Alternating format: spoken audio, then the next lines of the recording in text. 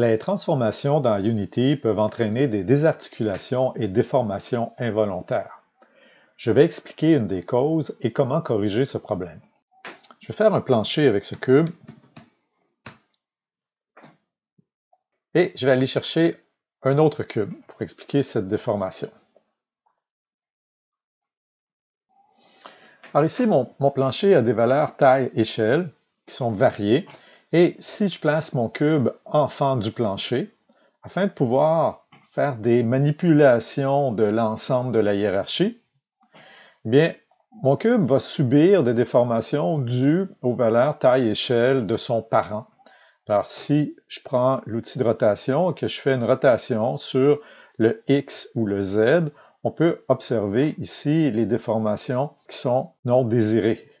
Dans ce cas-ci, la façon de contourner le problème, je vais déplacer mon cube pour le mettre indépendant du plancher, ce serait de faire une hiérarchie qui utilise des empty game object. Alors, je peux l'appeler, lui, empty, je peux l'appeler parent de ma démo. Alors, si mon plancher est enfant de ce empty et que mon cube est aussi enfant de ce empty, je peux de cette façon avoir une hiérarchie qui me permet de déplacer les éléments ensemble, mais mon cube ne subira pas de déformation non désirée si celui-ci n'a pas pour parent un élément qui a des valeurs taille-échelle modifiées. Ici, j'ai une modélisation qui semble ne pas avoir aucun problème lorsque je le regarde dans Blender. Alors, ce même élément, si je l'amène dans ma scène de Unity, parce que je connais bien mon travail, je vois bien ici que j'ai des étirements qui sont non désirés et justement des désarticulations. Alors, ce qu'il faut essayer de faire, c'est reconnaître ces objets. Alors ici, ça semble être le pare-brise avec sa bordure et j'ai d'autres éléments en bas ici qui semblent être déformés. Alors, dans Blender, allons chercher voir comment est fait la hiérarchie ici.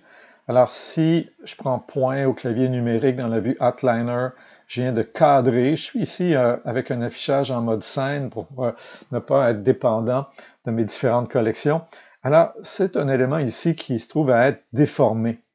Alors, si je regarde son parent, effectivement, le parent ici a des déformations taille-échelle. Alors, sous Objet, où le raccourci c'est CTRL-A, on se trouve à avoir Appliqué. Moi, je ne ferai pas appliquer sur toutes les transformations parce que souvent, on veut garder les valeurs de position. Les valeurs de position, c'est la disposition de l'élément dans le système cartésien. Par contre, j'en veux pas sur taille-échelle.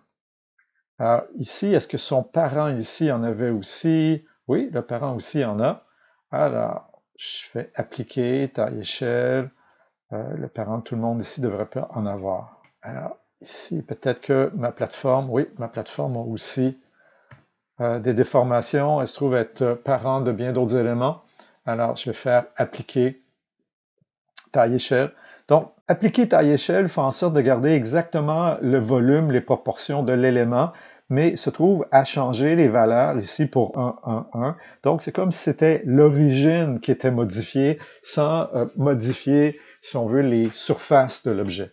Alors, je vais écraser, CTRL-S, ma sauvegarde dans Unity. Il y a une mise à jour qui va se faire automatiquement dans Unity. Voilà. Et mon problème se trouve à être corrigé.